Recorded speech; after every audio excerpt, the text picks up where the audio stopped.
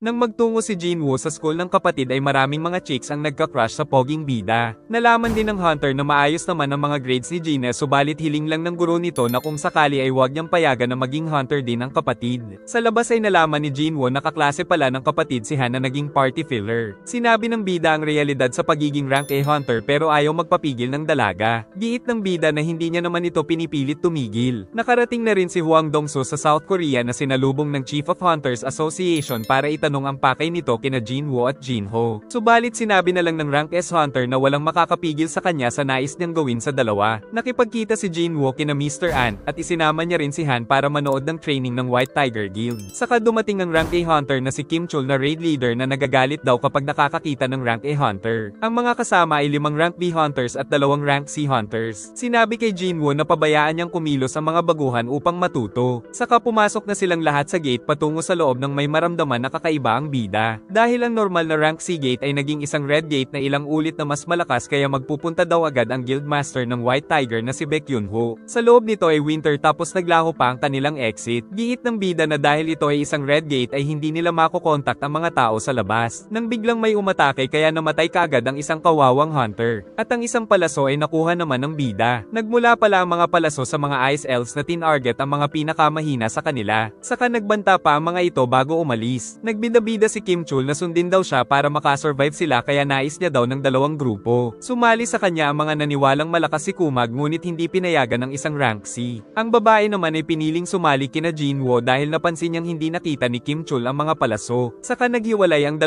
grupo. Nakita nila Kim Chul ang mga marka ng ice bear. Na agad na dumating at nakitang napakalaki ng mga ito na nagpakaba sa mga itlog ng mga bag ito. Ngunit may kakayahan si Kim Chul na masangga ang atake nito na agad niya ring ginawang crosswise kaya sumugod na rin ng 2 pa. Nakita ng babaeng hunter na teritoryo na ito ng mga ice bear, ngunit balak pa ni Jinwoo na pumasok dahil mas mahirap daw kalaban ng mga ice elves. Nagulat din ng mga ito dahil may inventory si Jinwoo upang bigyan sila ng mga panlamig na kasuotan. Saka nangako ang bida na ililigtas sila basta wag na silang tanong ng tanong tungkol sa kanya nang dumating ang isang ice bear. Hindi makapasok si Mr. Yunho sa red gate ngunit tiwala naman daw siya kay Kim Chul. Giit ni Mr. An na pumasok din doon si Sung Jinwoo na sa tingin niya ay na-reawakened. Dumating din si Hwang Dong-soo dahil sa pakay niyang si Jinwoo. Nagtataka si Yunho kung bakit daw nandito ang asal hayop na rank S Hunter. Giit ni Dong-soo na nais niya lang daw makita si Jinwoo pero hindi ito makapasok dahil naging red gate. Tinalo naman mag-isa ni Jinwoo ang maraming ice bear kaya lalong nagtaka ang babae. Saka kinain nila ang mga karne pero nagtataka sila kung bakit nag-exercise pa rin ang bida pagkatapos makipaglaban. Samantala nagtungo pala si Jinwoo sa kuta ng mga ice bear kung saan pinalabas ang malalakas na mga alagad sa pamumuno ni Egress para sa una nilang laban.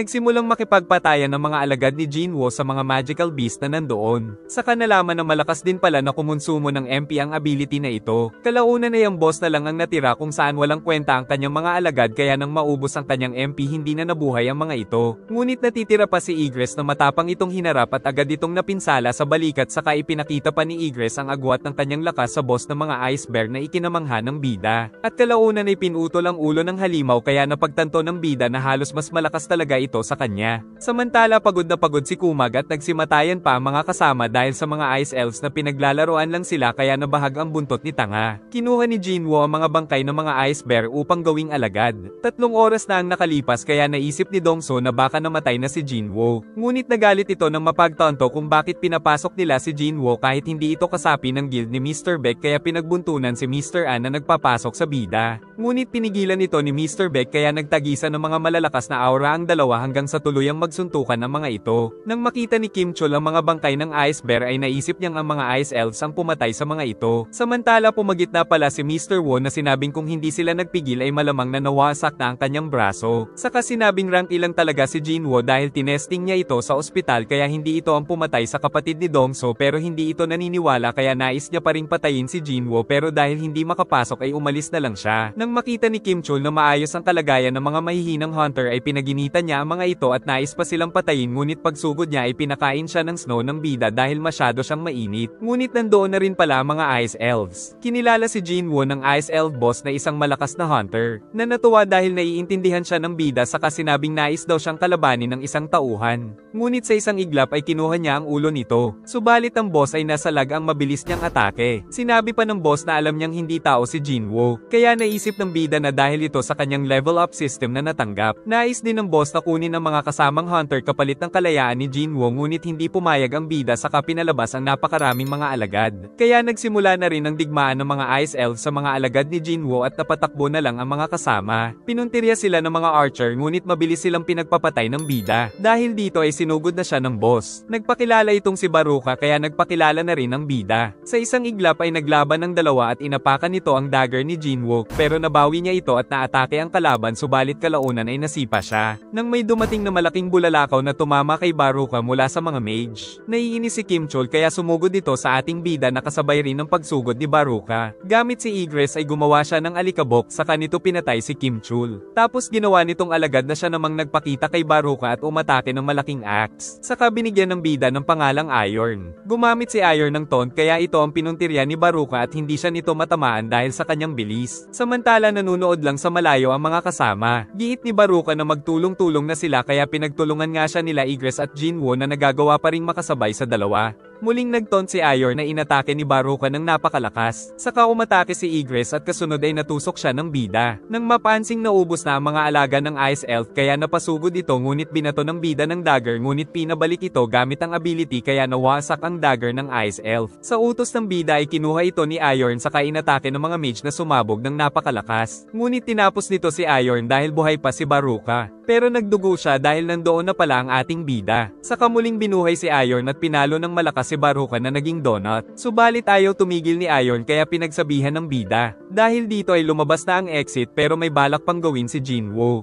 Sa labas ay naghihintay pa rin sila Mr. Beck nang makalabas na ang mga ito subalit sila Jinwoo lang ang nakabalik saka nagsarado na ang gate kaya nais makausap ni Yunho ang bida ngunit binaliwala lang siya nito na ikinainis naman ng lalaki. Subalit giit ni Jinwoo na nailigtas niya naman ang dalawa sa kanyang miyembro. Dahil dito ay nagpasalamat na lang ang lalaki saka umalis ang bida. Nagtataka naman si Yunho kung bakit mainit ang ulo nito, giit ng babaeng hunter na bigla na lang itong na bad mood. Saka pinag-utos ni Mr. Beck na dalhin ito ni Mr. An sa kanilang guild. Inihatid na ng bida ang dalaga sa bahay nito subalit nagpapakyut na rin ito sa kanya. Ang dahilan pala kaya na bad trip ang bida ay dahil nabigo siyang gawing alagad si Baruka. Kinabukasan ay pinuntahan na siya ni Jinho para sa trabaho ngunit pinick up muna nila si Miss Han at dahil sa usapan ng dalawa ay inakala ni Jinho na magkasama silang natulog kagabi. Pagdating sa dungeon ay di makapaniwala si Jinho na meron ng mga malalakas na alagad ang bida. Ito na rin ang kumukuha ng mga crystal kaya wala ng trabaho si Jinho pero binigay naman sa kanya ang mga ito. Sa isang dungeon ay inisip ng isang hunter na isang humanoid beast ang nasa harapan pero tiniyak nito na isa siyang tao na natrap sa loob. Nagsamyup muna ang dalawa dahil isang dungeon na lang ang kulang sa 20 dungeons na kailangan ni Jinho upang makakuha ng Guildmaster license. Ibinahagi ni Jinho na hindi siya gusto ng sariling kuya kaya sana ay si Jinwoo na lang daw ang kuya niya. Hindi naman siya binigo ng bida kaya simula ngayon ay magkapatid na daw sila. Nahuli na ang lalaking sinasabing nakulong daw sa gate ng 10 taon ngunit kailangan muna nila itong imbestigahan dahil baka isa lang itong humanoid beast. Samantala umalis na naman ang bida kaya naisip ni Gina na nagkaroon na ito ng girlfriend. Nagtungo ang bida sa tower gate na binabantayan noon ng Cerberus dahil handa na siya ngayon kaya pinasok niya ito. At nagkaroon ng quest na mangolekta ng 10,000 demon souls ngunit ang kanyang pakay ay ang mga sangkap ng elixir of life. Gamit ang track record ni Jinho ay nakiusap siyang gawing master ng gagawing guild ng ama dahil risky daw ang ginagawa ng kuya na maghanap ng outsider para gawing guild master. Giit ng ama na hindi rin naman maganda ang track record ng kasamang si Jinwoo dahil palagi itong napapasabak sa gulo. Ngunit bibigyan daw siya ng pagkakataon ng ama kung madadala niya si Jinwoo sa kanilang guild bago pa maunahan ng White Tiger. Samantala tinapos ng bida ang napakaraming demonyo sa tower kaya nakakuha siya ng entry permit para sa ikalawang palapag pero napakalayo ng entrance kaya pinalabas niya ang Ice Bear Boss at sinakyan patungo sa napakaraming halimaw na baliwala lang dito kaya pinangalanan niya itong tank. Habang nagsasanay si Miss Cha ay tinitignan ng mga tagahanga ang kanyang pretty face. Samantala iniisip nito ang usapan nila ng master kung bakit sinikreto nila sa publiko ang tungkol sa mga langgam mula sa Jeju Island. Nagpatuloy naman ang bida sa pag-akyat sa tore kung saan palakas din ng palakas ang mga halimaw. Habang kumakain ay naisip niyang baka nasa 100th floor ang tower ngunit excited pa rin siyang malaman kung gaano na siya kalakas kapag narating ito. Nagpatuloy siya ng nagpatuloy hanggang sa makaipon ng 10,000 demon souls. At narating niya ang Diyos ng lower floor sa 50th floor na napakarami ring malalakas na kampan kaya pinalabas niya ang mga kawal. Nanggaling sila Mr. An sa bahay ni Jinwoo pero kapatid lang daw ang nadatnan. Samantala nagsimula na ang bakbakan nila Jinwoo kaya tinira ng mga mage ang mga kalaban at nagbakbakan naman ang mga kabalyero. Habang ang boss ng mga ito ay nakatingin lang kay Jinwoo, ngunit sa isang iglap ay muntik na siyang madali nito. Kaya nainis ang bida at sinuntok ang tumalsik na matabang halimaw kaya nagulat din siya sa sariling lakas pero mas nainis pa ang boss na mabilis na sumugod at inihagis ni Iron ang shield sa bida para may magamit ang hunter dahil hindi siya tinigilan sa pagpalo. Bigla niya itong binato ng shield saka nagtungo sa likod pero nakita siya nito at tatamaan siya kaya ginamit ang ruler's hand para hindi siya masapol. Dahil sa talino ng bida ay naisipan niyang tumakbo sa mga gusali at umakyat sa mga ito at dahil sa alikabok ay hindi siya makita ng boss saka inilabas ang sandata at sa isang iglap ay tinamaan ang vital part ng malaking halimaw. Kaya natalo niya ito at nakatanggap ng isang sangkap. Samantala inakusahan ni Huang Dongsu na isang humanoid beast ang lalaki. Giit ng lalaki na isa siyang tao at nagbalik siya upang magbabala sa mga tao sa delubyong paparating. Hindi naman nabahala si Dongsu kaya sinabi ng lalaki na walang magagawa ang mga hunter. Ayon sa record ay ito pala ang ama ni Jinwoo kaya nais itong patayin ni Dongsu pero nagkaroon rin ng nakakatakot na aura ang tatay ng bida. Nagmamarcha ang buong puwersa ni Jinwoo nang mapansin ng bida na natatakot ang boss sa lakas niya kaya agad niya na itong tinapos at nakatanggap ng mga level up. Samantala sa labas ay inaapula ang apoy dahil sa isang iglap ay natalo pala si Dongsu yabang ng tatay ni Jinwoo. Naubos na ang pagkain ng bida kaya babalikan na lang daw niya ang natitirang 25 floors pero marami na siyang nakuhang XP at nakakuha rin ng mga malalakas na accessory. Binuksan rin niya ang isang box at nakakuha na naman ng susi pero walang impormasyon. Nakakuha na rin siya ng 2 sangkap sa Elixir of Life kaya may isa na lang na hinahanap upang mapagaling niya ang kanyang ina. Malapit nang makumpleto ng bida ang sangkap ng Elixir of Life ngunit upang mas lumakas ay naisip niyang magpa-reassess ng rank para makasali sa higher rank dungeons. Samantala naghahanap si Hyun Kichol ng mga maaaring isali sa White Tiger Guild. Nang mapatawag siya sa Guild Master dahil nais magpa-reassess ni Jinwoo ng rank kaya papunta na si Mr. Beck. Habang naghihintay ay narinig ng bida ang usapan ng dalawa na basta't hindi ka isang E-rank ay kikita ka sa pagiging hunter. Tinawag na si Jinwoo upang magtungo sa Black Crystal. Subalit paghawak nito ay nag-error ang kanilang reader kaya naisip ng director na masyadong malakas ang kapangyarihan ng bida para ma-detect nito kaya si Jinwoo na daw ang ika-10 S-rank hunter ng bansa. Nagtatanong si Mr. Choi kay Mr. Woo kung ano ang koneksyon ng White Tiger kay Jinwoo dahil pinayagan nila itong pumasok sa raid. Nang marinig nilang may kaguluhan kaya nais nila itong puntahan. Ikinagulat naman ng mga tao na meron na silang ika-10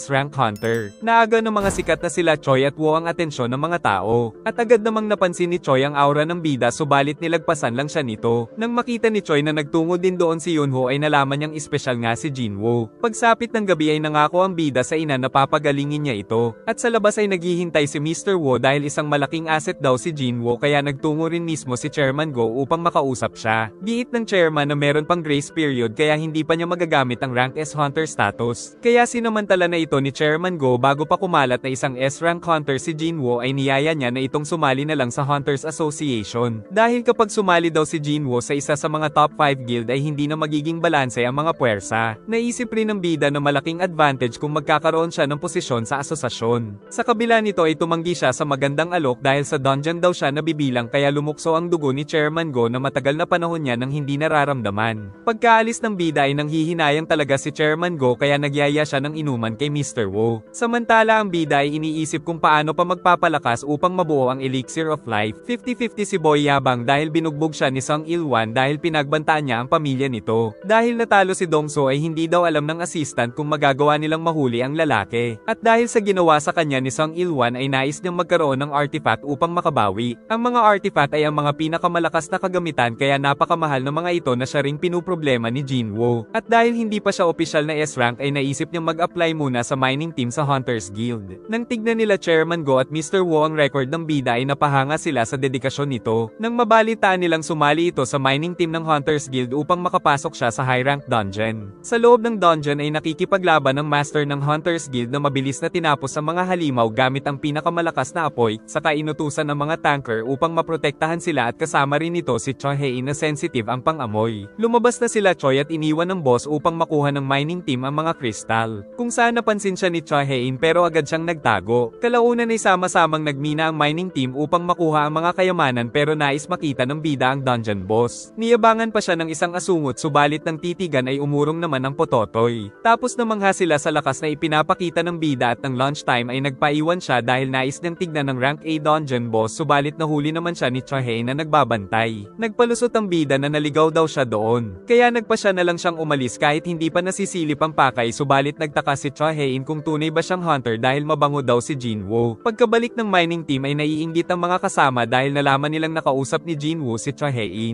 At nalaman pa ng bida na sensitive pala ang ilong ng dalaga sa mga hunter. Naalala naman ng bida na sinabi rin ni Baruka na siya ay kakaiba sa ibang mga hunter. Natapos sila sa trabaho ng maaga dahil kay Jinwoo at nais pang magpatulong ng captain kinabukasan dahil may back-to-back raid daw ang guild. Nag-imbestiga si Chahei sa impormasyon ng bida ngunit nalaman niyang sikreto ito ng Hunters Association.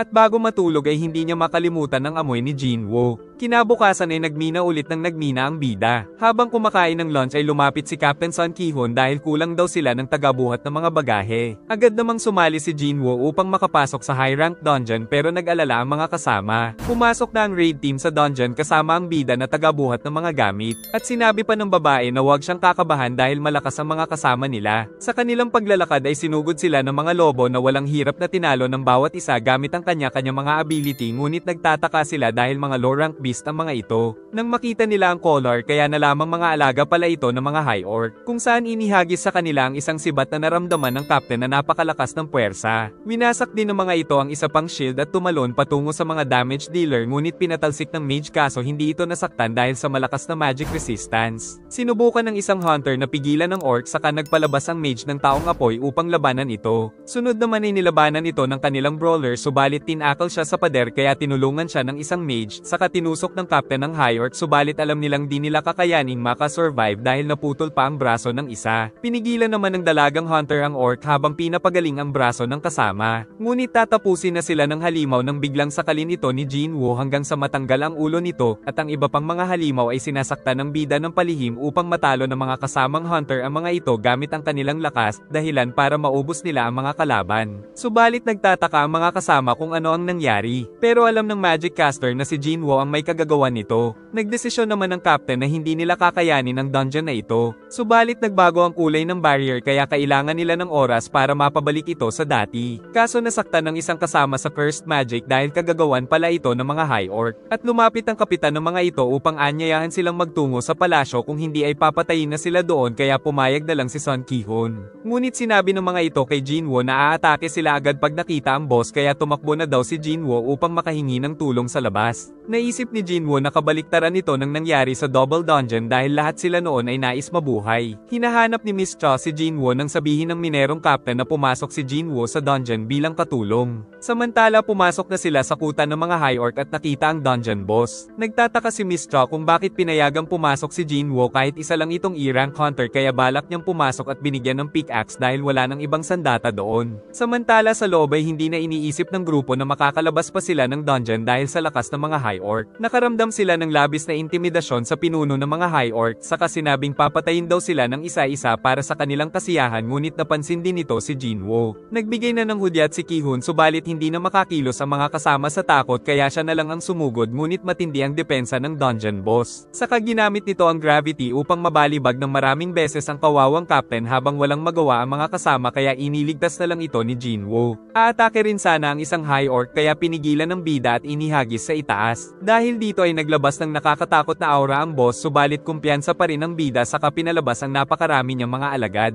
Samantala sa labas ay nagtungo si Mr. Woo para kay Jinwoo. Nang magsumbong ang isang lalaki dahil napansin niyang may kakaiba talaga sa bida. Ngunit nasa loob na naman ng gate ang bida at bigla nilang naramdaman ang nakakatakot na kapangyarihan. Sa loob ay nagtataka rin si Miss Cha kung paano natalo ng grupo nila Ki-hoon ng maraming high orc subalit alam niyang nasa panganib rin ang buhay ng mga ito. Gumamit naman si Jinwoo ng Monarch's Domain upang mas mapalakas ang kanyang hukbo. Nang sumugod ang mga high orc ay agad silang pinatay ni Tank sa isang atake. At sa teknik ni Egress ay para silang naging mga strawberry jam sa isang iglap. Samantala ang bida ay patuloy pang pinagtatabas ang napakarami na ikinahanga ng mga kasama. Ngunit napansin ni Jinwoo na nahihirapan ang mga normal soldier niya. Subalit sinunog pa ng boss ang mga sundalo niya kaya pinakita ng bida na nabubuhay lang muli ang mga ito. Gumawa na naman ng boss ng malaking kristal na pinabagsak sa bidang nakailag kaya ginamitan niya naman ito ng gravitation magic na nagpabagsak sa napakaraming mga bato. Dahil balak ng kalaban na ubusin ang magic power ng bida ay gumamit muli ito ng apoy sa mga kawal kaya napatakbo na lang ang mga kasama. Nalaman nila Mr. Wu na halos nasa S-rank pala ang gate na ito kaya kailangan nilang magsagawa ng rescue mission, samantala sa loob ay patuloy ang bakbakan at mauubos na rin ang MP ng bida kaya napainom na siya ng mana potion at saka nito ginawang kawal ang mga natalong High Orc at nagbantang susunod na ang boss. Dahil dito ay napagtanto ng High Orc boss na isang Diyos sa mundo nila ang kanyang kaharap. Naghanda na rin ang master ng Hunters Guild ng rescue mission dahil sa impormasyon mula sa Hunters Association. Sa loob ay kinakalaban na ni Iron ng isa sa mga officer ng High Orc na nagawa niyang maputol ang ulo at si Egress ay kalaban ng dalawang officer na napatalsik niya ang isa at ang isa pa ay nakipagsabayan sa kanya ngunit kalaunan ay tinapos ito ni Tang. Tutulong sana ang ibang hunter ngunit pinigilan sila ng mahika ng High Orc boss. Gagamitin din ito kay Jinwoo ngunit nabasag dahil may immunity skill ang bida, saka ito nagpalabas ng shield dahil sa tatlong mage ng bida na ginamitan niya ng double damage sphere kaya naging blue flame na siyang nangwasak sa shield ng kalaban at sumabog sa kanyang pagmumukha. Hindi makapaniwala si Miss Cho sa nakita at sa inis ay nagpalaki ang High Orc boss, tinapakan si Jinwoo na nakaligtas naman kaya inatake ito ng napakalakas na apoy ng orc at nagpalabas ng napakaraming magic circle na nagbuga ng apoy at lahat ng tamaan ay siguradong dead on the spot. Subalit tumalon si Jinwoo at sinaksak ito sa mata. Kaya ang malaking bahagi ng lugar ay sinunog ng boss pero hindi matamaan ang bida na inihagis pa sa kanya ang mga dagger kaya napinsala ang orc boss. Tapos kinuha niya ang kadena at hinuli ang kamay nito, saka nagpaikot-ikot ang hunter sa kanya at pinabagsak siya gamit ang kakaibang lakas kaya pati sila Mr. Wu ay pinagpawisan sa nakita. Dito ay napagtanto ni Cha Hei na isang top tier hunter si Jinwoo. Dahil sa nangyari ay paubos na ang lakas ng kalaban subalit lumaban ito hanggang sa huling hininga kaya pinabagsak ng mga kawal ng bida at tuluyang tinapos. Pagkatapos ay ginawa rin ni Jinwoo na isang alagad ang napakalakas na High Orc boss na binigyan niya ng pangalang Fang at natuwa siya dahil sa mga bagong alagad, subalit hindi niya napansin na nakita ito ng Hunters Association at ni Miss Cho. Sinabi naman ng asosasyon na top secret daw ito kaya wala nang dapat pang makaalam, saka nagpasalamat si Ki-hun sa bida. Nahiya naman si Miss Cho dahil nakita siyang may hawak na pickaxe. Napahanga si Mr. Choi kay Jinwoo kaya tinanong ang assistant kung sino ang mas malakas sa kanila nito. Ibinalik ng assistant ang tanong kung magagawa ba ng master na magsolo sa rank A dungeon. Dito napagtanto ni Choi na mas malakas si Jinwoo. Kalaunan ay nagkita sila Jinwoo at Jinho sa coffee shop. At sa labas ng association ay nandoon ang pasikat na high rank actor na si Lee Min-sung. Akala ng media ay nais ng dalawa na ma-recruit si Lee Min-sung pero nag-alisan ng mga ito nang sabihing iba ang pakay nila. Habang naglalakad ay nag-aagawan pa ang dalawa kay Jinwoo. Nagtanong rin si Lim Tae-gyo kung si Lee Min-sung ang pakay nila ngunit nagalit na ang dalawa.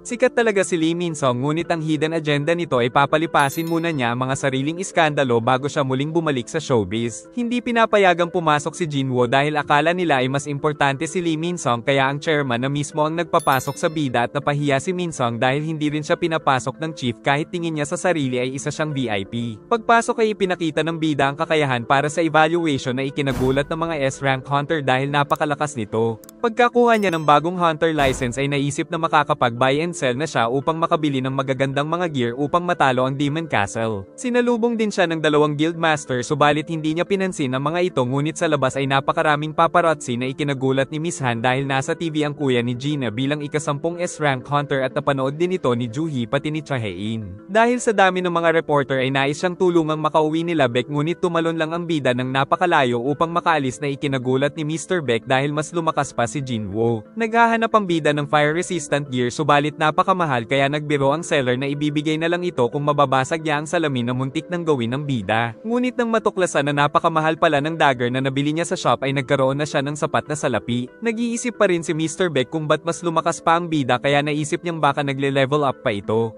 Naiinis si Gina dahil pinuputakte daw sila ng media ngunit nagpaalam lang si Jinwoo na mawawala ng 1 linggo at saktong pagdating ni Jinho ay sinabi ng bida na ito ang makakatrabaho niya. Pagsapit ng gabi ay inutusan ni Jinwoo ang isang High Orc general na bantayan si Gina habang wala siya saka nagtungo sa rooftop at nagpatrol gamit ang mga kawal. Samantala sa malayo ay lumilipad ang isang halimaw. Nalaman ni Jinho na patuloy pa rin sa pagpapalakas ang bida saka ito bumaba sa destinasyon at isinuot ang mga artifact na nabili tapos nagkaroon ng bagong quest na patayin ang demon Monarch. Samantala ang ama ni Jinho ay biglang nakaramdam ng pagkahilo, kaya na ospital nang wala sa oras dahil mahina pala ang kanyang katawan sa exposure sa magic power. Napakalaki ng isang halimaw sa 76th floor kaya pinalabas ni Jinwoo si Fang na may kakayahang magpalaki na agad na gumamit ng napakalakas na mahika na ipinangtapos sa malaking halimaw. Samantala magkasama ang dalawang hunter nang abangan sila ng napakalakas na monster ant. Ang mga alagad lang ni Jinwoo ang pinahanap niya sa floor entry permit nang malaman na may pumapatay sa mga alagad at ang sinunod ng malakas na kalaban ay ang grupo ni Tank na nakita mismo ng bida kung paano pinagkakatay. Kaya nagpakita ang bida at agad na inatake nito subalit nasipa niya ang kalaban na tumalsik at napatay pa ang dalawang alalay nito dahil dito ay natakot ang pinuno nila sa ating bida. Subalit inatake pa rin siya ng kalaban hanggang sa madakot ang mukha nito at bago pa mapatay ay sumuko ito sa bida na nalamang isa palang babae na nagmakaawa sa buhay. Pinabayaan naman ito ng bida pero muling umatake kaya sinalag ito ng hunter. Kaya nangako itong hindi na niya uulitin. Pinalutang naman ito ng bida at tinanong sa floor entry permit. Sagot nitong itinago ito ng kanyang pamilya at ibibigay ito sa bida kung hindi sila papatayin. Kaya nagbanta ang bida na totohanin nito ang sinabi. Samantala pinagpapatay na ng ant monster ang isang syudad. Nagpakilala itong si Essel ng Rediro family. Nalaman din ng bida na ang utos sa angkan ni Essel ay protektahan ng kanilang lugar. Dagdag pa nitong naghahanda sila sa isang napakalakas na kalaban pero wala nang sapat na impormasyon tungkol dito hanggang sa manghina kaya sinalo ng bida. Inimbestigahan ng Hunters Association ng mga langgam monster na pumatay sa maraming tao ngunit sa dami ng resback na hunter ay isang halimaw lang ang napatay nila dahil sa lakas ng mga ito kaya pag-aaralan nila ang katawan ng halimaw. Dahil dito ay ipinag-utos ng chairman na humingi ng tulong sa Japan upang subukang puksain ang pugad ng mga ito sa Jeju Island. Nagising na si Essel sa pagkakatulog dahil sinabi niya ang mga sensitibong impormasyon hanggang sa makarating sa kastilyo ngunit hindi masaya ang kanyang ama dahil mapanganib daw ang lalaking dinala niya kaya tinutukan si Jinwoo ng mga sundalo ngunit kung ibibigay daw nila ang permit ay hindi sila papatayin ng bida. Dahil sa takot ay binigay na lang ng hari ang permit ngunit nais pang hiramin ng hunter si Essel upang turuan siya ng dadaanan at wala namang nagawa ang ama kundi ang pumayag. Samantala sa labas ay nagsasagawa ng otopsiya sa langgam. Sa Demon Castle ay nag-level up na rin sila Tank at Egress. Pinapauwi na ng bida si Essel dahil magiging mapanganib sa susunod na palapag. Nang itanong ng dalaga kung bakit hindi siya nito pinatay, giit ng bida na nagustuhan niya kasi ito. Ayaw namang umuwi ni Essel dahil nais niya ng pagsilbihan ng ating bida kaya pumayag na lang si Jinwoo. Nagpatuloy sila sa pag-akyat sa mga palapag at nakipaglaban sa mas malalakas pang mga halimaw doon. Nabalitaan nila Mr. Choi at Miss Cha ang request ni Chairman Go sa mga S-rank hunter para sa ika-4 na misyon upang linisin ang Jeju Island. Kaya pati ang mga S-rank hunter sa ibang bansa ay patungo na rin ngayon sa kanila. Nakarating na rin ang bida sa 100th floor sa tulong ng dalagang demon. Nang makitang lumabas ang isang wyvern kung saan nakasakay si Demon Monarch Bara na may nakakatakot na aura kaya nanginginig si Essel. Kumilos ang demon at pinalabas ang maraming pinto kung saan lumabas ang maraming alagad na demon na agad na sumugod ngunit lumaban ang mga alagad ng bida sa mga ito at si Fang ay ginawang abo ang napakaraming demon na ikinamangha ni Essel pero nababahala pa rin siya sa lakas ni Baran kaya napapaisip kung kanino siya kakampi. Ngunit nang umatake si Baran ng napakaraming malalakas na mga kidlat sa paligid ay iniligtas siya ni Jinwoo kaya ang hunter na talaga ang kakampihan niya. Nagtago naman ang bida at tumakbo ng mabilis saka umatake sa Demon Monarch ngunit nagawa siya nitong masalag at binilibag siya patungo sa lupa sa kabinugahan ng napakalakas na kidlat na siguradong tutunaw hanggang sa buto. Kaya umatake rin si Fang upang pigilan ang kidlat nito at ginamit pa ang Sphere of Avarice upang mag-double damage sa kanapatay ng bida ang wyvern ni Baran kaya nahulog ito sa lupa at galit na galit dahil sa ginawa ng ating bida. Nakipag-meeting sila kay Goto Ryuji na guildmaster ng pinakamalaking guild sa Japan na may 11 S-rank hunter. At napagkasundoan nilang sila Goto ang baalang mag-lure sa mga langgam at sila Chairman Go ang baalang pumatay sa queen. Samantala patuloy ang pakikipaglaban ng bida at ang mga general ay kinalaban ng Demon Monarch nang matusok nito si Iron sa katinira ang bida na nakailag ngunit nasa lag ni Baran ang critical strike at nahuli pa ang hunter na balak niyang tapusin pero pinagtulungan siya ng mga alagad ni Jinwoo at upang maubos sila ay naglabas ito ng malakas na thunder breath kaya naubos rin ang MP ni Jinwoo at ipinakita ang dalawang espada ng Demon Monarch. Dahil dito ay nagtagisan ng bilis ang dalawa ngunit gumagamit ng kuryente ang demon pero nagpatuloy ang ating bida sa paglaban na nagpapayanig sa paligid sa kabinugahan na naman siya ng kidlat kaya napatalsik ang mga dagger at tatapusin na siya ni Baran subalit nasa lag ng bida gamit ang mga kamay. Kaso titirahin naman siya ng kidlat kaya inihagis ni Essel ang sandata nito at ang bida ay pinulaputan ng ruler's hand ang mga braso ng demon hanggang sa maputol ang mga ito at bago ito nakaatake ng kidlat ay sinuntok ito ng bida ng napakalakas na uppercut na nagpaliwanag sa buong lugar dahil sa kapangyarihan kaya natalo niya na si Baran at natapos ang quest. Dahil dito ay ang angkan na daw ngayon ni Esol ang top rank sa Demon Realm. Magsisimula na siyang mag-craft ng Elixir of Life pero nakasalalay sa taas ng intelligence ang success rate kaya kabado ngunit nag-success naman ito. Saka dinala ni Ior ng Wyvern upang magkaroon ng bagong malakas na alagad ang bida na pinangalanan niyang Kaisel. Inanyayahan naman ni Esol ang bida sa kastilyo ngunit iniisip ng bida kung tatalab ba ang Elixir of Life sa kanyang ina. Nagkaroon rin siya ng bagong skill na maaaring makipagpalit sa isa niyang shadow kaya nagkapalit sila nito ng lokasyon. Saka tumalon at pinalabas si Kaisel upang mabilis na makapaglakbay. Samantala pinapagplanuhan ng Hunters Association na magiging strategy habang hindi pa rin nila makontak si Jinwoo. Nakipagkita naman si Yunho sa kaibigang S-rank retired Hunter Byunggo upang magpaalam dahil baka hindi na daw siya makabalik dahil sa misyon sa Jeju Island dahil doon din namatay ang kaibigan nilang si Yunsok. Samantala si Byunggo naman ay balak na lang daw maging normal na empleyado. Samantala ang bida ay balak ng subukan ng pinaghirapang Elixir of Life na nanginginig pang pinainom sa ina na agad na nagliwanag ngunit hindi pa rin siya sigurado kung tatalab ito. Si Gina ay hindi makapag-focus sa trabaho at pag-uwi ay naramdaman ng kakaibang init sa simoy ng hangin. Dahil ang kanilang ina ay tuluyan na palang napagaling ng Elixir of Life na buwis buhay na binuo ng bida kaya napaiyak na lang ang Hunter dahil sulit ang lahat ng mga hirap na pinagdaanan. Kinabukasan ay nagtataka rin ang mga doktor sa nangyari at si Gina ay labis din ng iyak dahil nagising na rin ang ina pagkatapos ng 4 na taon.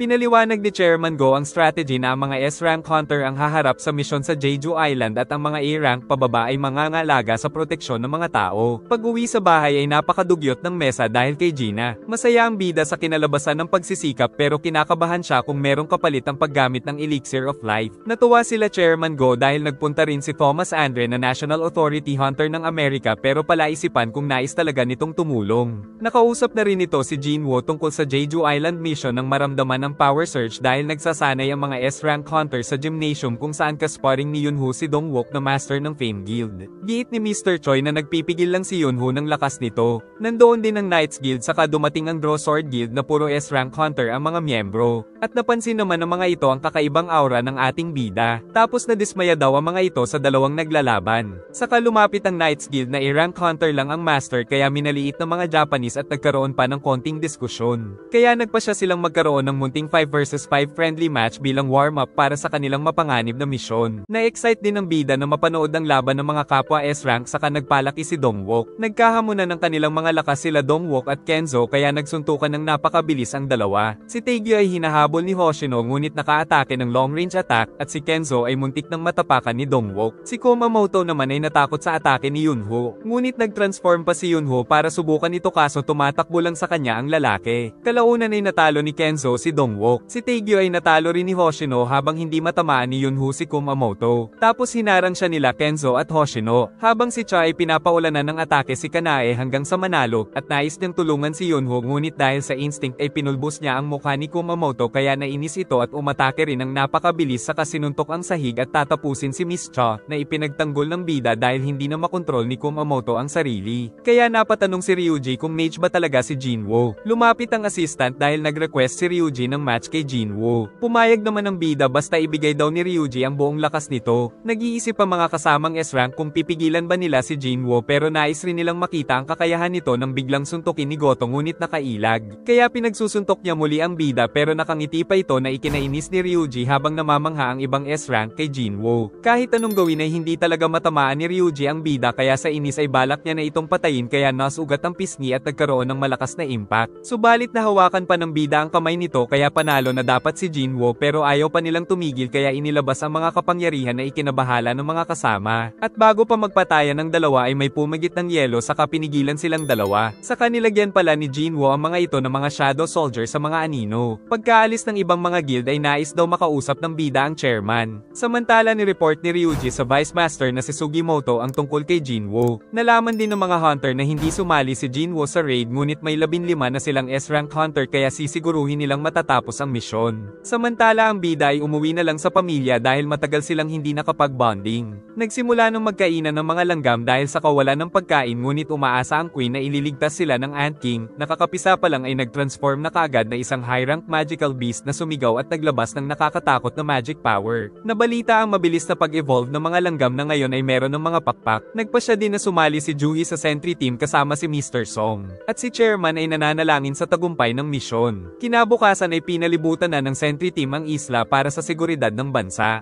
Ang frontliner ay naghanda na rin nang dumating si Byung-go dahil nagpa siya na itong sumama sa misyon. Samantala ang Draw Sword Guild ay nakaposisyon na sa Jeju Island habang ang front team ay sakay ng helicopter na may kasamang photographer na isang A-rank hunter. Sa utos ng chairman ay nagsimula na ang mga Japanese na kunin ang atensyon ng mga langgam, si Mr. Choi naman ay pinrotektahan ng kanilang helicopter sa mga humahabol sa kanila na may halong gigil dahil pinatay ng mga ito ang kaibigan. Saka naghanda ang mga kasama na patayin ng Queen habang abala ang Japan Hunter sa mga soldier ant. Gumamit din sila ng interference wave upang hindi matawag ng Queen ang mga soldier ant samantala pinagpapatay na ng Japan Hunters ang mga ito. Gumawa rin si Choi ng net upang hindi makalabas ang mga ant soldier. Saka pinasabog ang mga butas doon upang malaman ang pinakamalalim na siyang entrance sa pugad ng Queen. Nakapasok na sila at hinahanap ang Queen nang makita ang napakaraming itlog at sa itaas ay napisa na ang pinakamalaki na ikinabahala ng grupo. Nakikipaglaro pa si Shimizu bago niya pagalingin si Kenzo nang makitang paparating ang marami pang halimaw. Ngunit sa isang iglap ay namatay na lang ang dalaga. Naging alerto ang dalawa dahil sa malakas na kalaban ngunit pati si Kenzo ay napatay ng Ant King. At sinubukan itong atakihin ni Fujishima subalit tinanggal lang din ang kanyang ulo. Sa loob ng pugad ay nakikipaglaban si Dongwook at si Miss Cha ay tinusok ang isa nito at walang awa niyang tinapos. Malakas man ang mga halimaw ay palagi daw silang papagalingin ni Byung-go. At ipinaalala din nito na kailangang wasakin nila ang ulo ng mga soldier ant. Napag-usapan din nila kung gaano kaya kalakas ang mga evolve ants. At alam nilang ito ang tamang daan dahil sa malakas na pang-amoy ni Miss Cha. Ginamit din ni Beck ang ability para hanapin ang Queen na nasa pinakadulo ng pugad at napakaraming bantay nito ngunit kailangan nilang magmadali dahil baka magsibalikan na ang mga lumabas na soldier ant. Samantala napadpad din sila Kay at Azawa kung saan pinatay sila Kenzo. Nang maramdaman nila ang nakakatakot na aura kaya agad na gumawa ng napakaraming yelo si Kay upang makaligtas sa atake nito. Magkasama naman sila Kumamoto at Kana ay nahaharapin ang maraming monster ant sa labas. At sa pugad nito ay nahanap na nila Beck ang Queen ant na napakaraming bantay kaya nagpalaki si Dongwook upang maging tangke sa mga soldier ant na pinagsusunog ni Mr. Choi gamit ang kanyang mga fire technique subalit nakalapit ang white ants. Nilabas na rin ni Mr. Beck ang full transformation at agad na natalo ang dalawang white ant dahil sa lakas nito. Papasok pa sana ang photographer ngunit pinigilan siya ni Byung-go dahil siguradong tigok siya. Napapanood naman sa syudad ang mapanganib na misyon. Tinatangke pa rin ni Dongwook ang napakaraming soldier ant nang magpasya na siyang umatake. Si Taegyo naman ay nagpaulan ng napakaraming palaso sa mga ito habang si Yunho ay ginagamit ang brutal niyang lakas. Habang si Choi ay walang tigil sa pagsunog ay wala ring tigil si Miss Cha sa pakikipaglaban. Nakatutok ang lahat ng tao sa nangyayaring misyon. Hanggang sa ang Reyna na lang ang natitira na inatake si Dongwook kaya inatake rin ito ni Taegyo ng napakaraming palaso at si Yunho ay inatake rin ng walang tigil ang katawan nito, ngunit nagbuga ito ng lason upang mapatay sila pero iniligtas sila ng kapangyarihan ni Byung-go, kaya siya ang inatake nito na pinrotektahan ng tanker. Saka pinasabog ni Mr. Choi ang matigas na katawan nito ngunit walang nangyari. Nais tumakas ng halimaw kaya pinigilan nila at si Miss Cha ay sumugod na nilagyan ng buff ni Byung-go upang mahiwa ang mga paa at buong katawan ng Queen Ant na napabagsak, saka umakyat at ginamit ang pangtapos niyang teknik gamit ang buong lakas, kaya tagumpay nilang natalo ang Queen Ant na ikinatuwa ng mga tao lalo na ng chairman. Nabahala si Yunho sa huling sigaw ng Queen pero nagsasaya na ang mga kasama. Subalit pabalik na ang mga soldier ant kaya nawasak ang flame prison na naramdaman ni Choi. Saka nakaramdam sila ng napakalakas na aura mula sa Ant King kung saan napaluhod si Miss Cha sa takot. Sa isang iglap ay nakalusot ito kay Dongwook saka kinain niya ang bangkay ng Reyna at nagalit ng todo, kaya nagtungo sa likod ni Cha at winasak ang katawan ng dalagang hunter. Nagpalaki si Dongwook ngunit sa isang iglap ay naputol ang kanyang mga kamay. Sumugod din si Yunho na sinugatan ng malala ang buong katawan. Kaya aatake sana si Mr. Choi ngunit biglang tumagas ang kanyang dugo. Nasalo din ito ang palaso ni Taegyo saka siya sinuntok pero ipinagtanggol pa ito ni Dongwook na pinagaling ng healer na gumamit ng camouflage para hindi siya makita. Subalit hindi ito matamaan ni Dongwook at siya pa ang binalibag nito ng walang tigil dahil sa pambihirang lakas, tapos natusok pa rin nito si Byung-go kahit nakacamouflage, at sa harap ni Yunho ay kinagat ang ulo ng lalaki na inihagis pa ang katawan sa kanya, saka siya sinakal nito at sinabing napakahina nilang lahat kaya hinahanap nito ang kanilang hari. Nang maramdaman ng malakas na aura sa labas ay iniwan nito si Yunho. Subalit paparating na ang napakaraming soldier ant. Nagtataka si Ishida dahil hindi nila makontak ang Team Charlie at Delta. Nakita nila ang malaking yelo at nahanap ang bangkay ni Kay. Dahil dito ay tinawagan sila ng Japanese Chairman Matsumoto upang mag-retreat at makipagkita sa reinforcement subalit sinugod sila ng Black Ant at napatay kaagad si Ishida. Kaya pinapatakas ni Ryuji si Hoshino para hanapin ng Team Bravo. Tinanong ng Ant King kung siya ang hari saka naglabas pa ito ng mas nakakatakot na magic power. Samantala sa loob ay wala na ring lakas ang grupo para lumaban sa napakaraming soldier ant nang bigla silang iniligtas ng Shadow Army saka ginamit ng bida ang exchange skill. Pinagtanggol sila ng Shadow Army saka dumating na rin ang bida subalit nagtataka ang grupo kung paano siya nakarating doon at matapang nitong pinangunahan ang mga alagad habang naputol naman ang broadcast sa syudad na ipinag-alala ng maraming mga tao dahil nag-malfunction ang camera ng photographer. Nagsimula ng kumilos ang mga generals ni Jinwoo na sisiw lang na tinatalo ang mga soldier ant. Saka nagtungo sa mga hunter upang painumin sila ng healing potion at agad na naka-recover ngunit masyadong mababa ang natirang HP ni Cho kaya ayaw tumalab. At nabahala rin silang parang hindi nauubos ang mga langgam. Nalaman ni Chairman Go na naputol talaga ang lahat ng impormasyon kaya labis ang pag-aalala. Nababahala na rin ang mga Japanese dahil kung maubos ang mga hunter nila ay mabubulilyaso ang kanilang agenda. Habang nagbabakbakan ay kailangan ng makalabas ng mga kasama kaya pinapasunod niya ang mga ito kay Fang.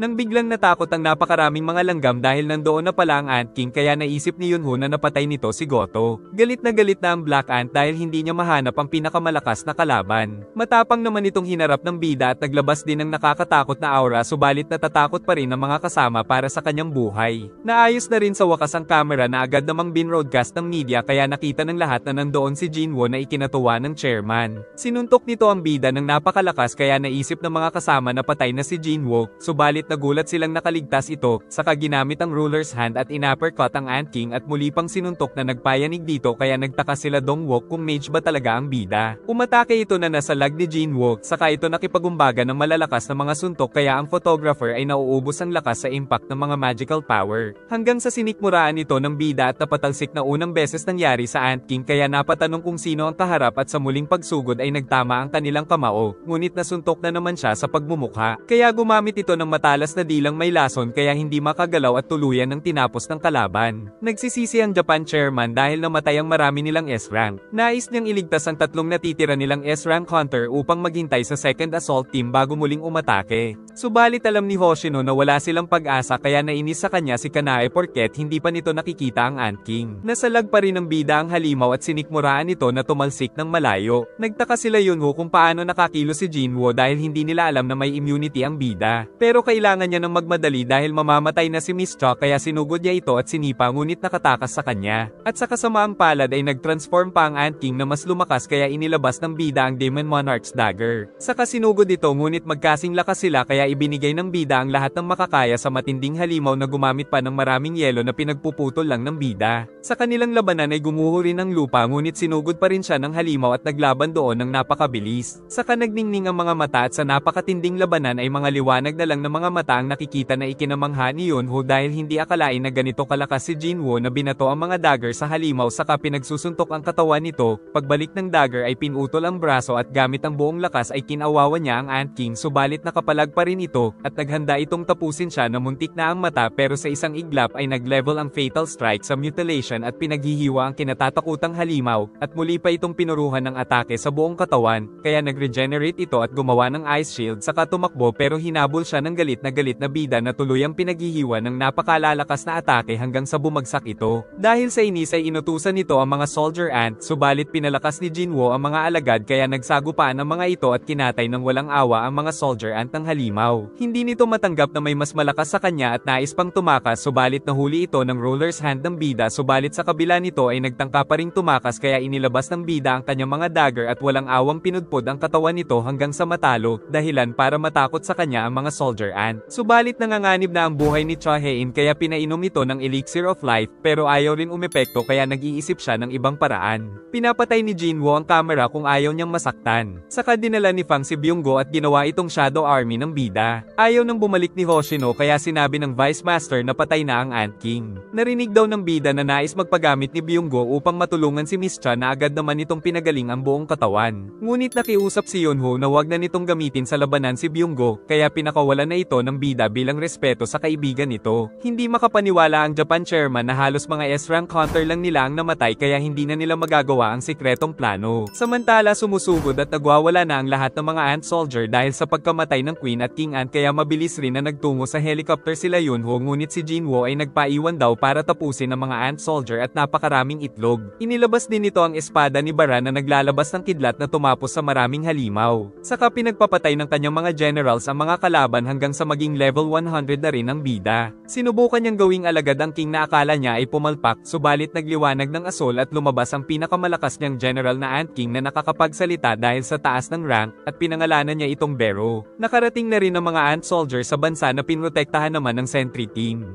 Samantala ipinag-utos naman ng bida kay Bero na ubusin nito ang napakaraming ant soldier. Kaya bago pa mapatay si Song ay nailigtas siya nito. Nahihirapan na rin ang grupo nila Choi dahil sa dami ng sumusugod na halimaw hanggang sa mawasak ang kanilang shield. Mabuti na lang ay iniligtas sila ng kidlat ni Jinwoo na nakasakay sa wyvern. Dahil dito ay sumikat na rin ang bagong umaga para sa hinaharap ng sangkatauhan. Kinabukasan ay marami pang natirang halimaw, subalit sa isang atake ng isang lalaki ay napasabog niya ang lahat ng mga ito sa ere. Sa syudad ay nag-alay ng mga bulaklak ang mga tao para sa mga nasawi. Tapos nagpasalamat sa kanya si Chairman Go dahil sa tagumpay ng misyon na ito. Pero tinanong na rin siya ng chairman kung ano ang kanyang plano. Sagot ng bida na nais niyang bumuo ng isang guild. Ang Knights Guild naman ang ginawang tagalinis ng mga nabubuhay pang ant soldier. Nang makita nila ang isang lalaki na ayaw naman silang patulan pero pinatulog sila ng isang kasama nito. Nakilala ng dalawa ang kapangyarihan ng tumapos sa Ant King, subalit nagtataka sila sa ginawa nito saka umalis na ang isa dahil tapos na ang kanilang misyon doon. At kalaunan ay sumunod na rin ang kasama nito. Sobrang traffic na naman dahil may lumabas palang gate na siyang pinuntahan ng bida at pinasok niyang mag-isa nang maging isa na naman itong red gate, kaya sa loob ay nag-aabang ang malalakas na halimaw ngunit pinalabas ang malalakas na mga alagad saka pinag-utos na ubusin ang mga kalaban.